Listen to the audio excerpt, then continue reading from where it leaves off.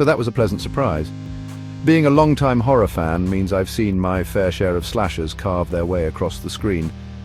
Whether it was the powerhouse known as Jason Voorhees, the wisecracking dream demon Freddy Krueger, the vengeance-fueled juggernaut Pumpkinhead, or the crow-winged vigilante of justice Eric Draven, the 80s and 90s were a buffet of blood-soaked brilliance. And now, in a world where horror is constantly being reduced to cheap jump scares and teenage TikTok bait, today's announcement felt like a breath of fresh, sulfur-tainted air. Welcome to Gothapalooza, where the chains rattle, the walls bleed, and pleasure and pain are just different settings on the same dial. Welcome to the Snake Pit, where we're full of bile and venom. I'm your host, Snake Daemon, and today we're taking a look at something that didn't make me scream in despair for once. Hellraiser Revival.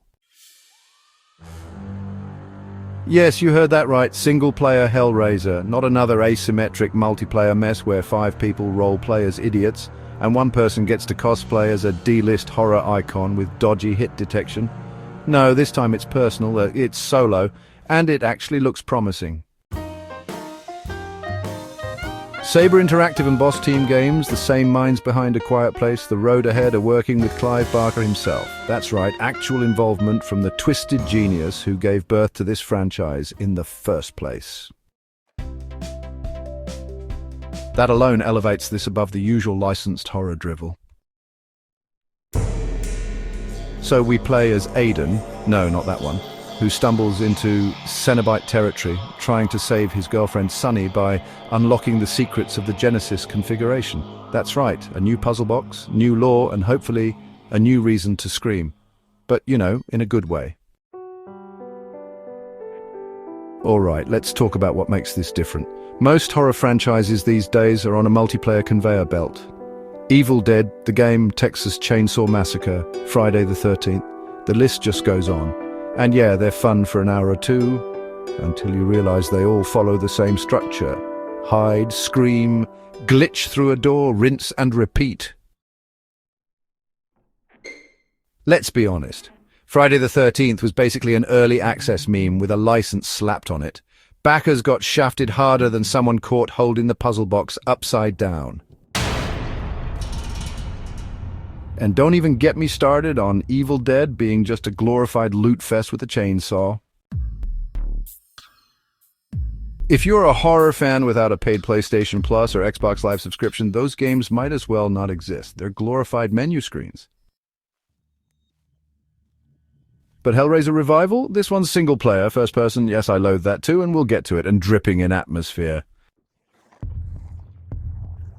That last part is what sells me. You see, horror isn't about the jump scares. It's about dread. It's about unease. And it's about someone whispering sweet nothings while peeling your skin off with a rusty fishhook. If you don't get that, you probably work for Behavior Interactive. Look, I'll be honest. I'm not a fan of FPS horror games. I like to see my character preferably running like hell in third person.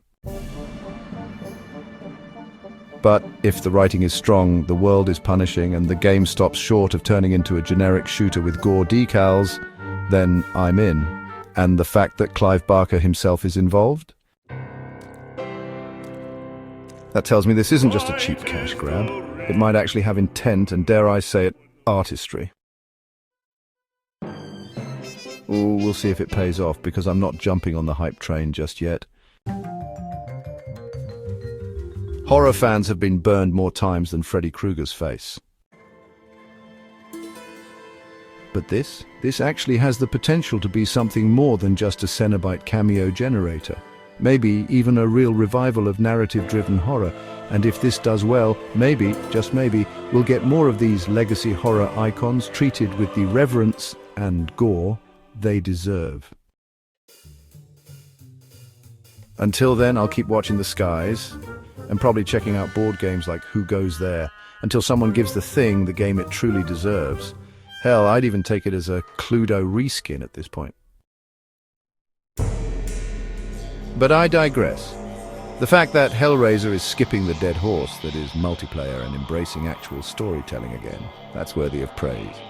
and maybe even a flayed face smile. And with that, I'll close the box, end the ritual, and leave you with this. Just because you can make a multiplayer game doesn't mean you should. Thanks for dropping by the Snake Pit, where we thrive on untapped potential and lost opportunities. Don't forget to subscribe and hit that bell like the video, and leave your opinions in the comments, where naturally I won't read them. Until next time, stay venomous.